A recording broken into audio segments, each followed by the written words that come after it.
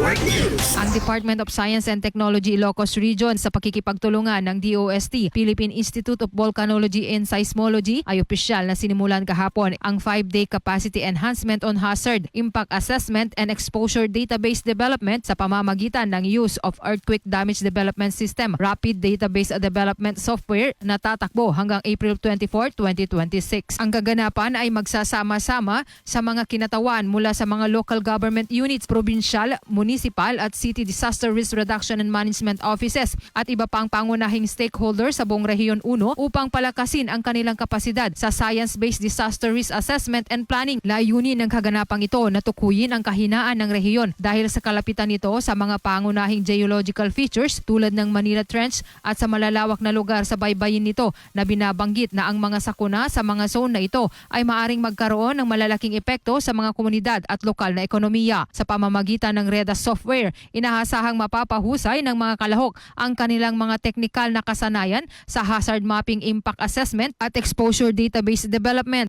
Mga pangunahing bahagi sa pagbuo ng matalinong data-driven na disaster risk reduction at management plans. Ang pagsasanay na ito ay bahagi ng patuloy na pangako ng DOST Ilocos Region na palakasin ang hazard at risk assessment sa pagpaplano ng rehiyon sa pamamagitan ng paggamit ng mga tool at data na nakabatay sa agham. Sinusuportahan din ito ang pagpapatupad ng resolusyon ng RDRRMC na nagtataguyod ng adoption at institutionalization ng REDAS sa rehiyon. Mula dito sa IFM Bigan, Idol Joyce Vasquez, Tatak, RMN. RMN Network News.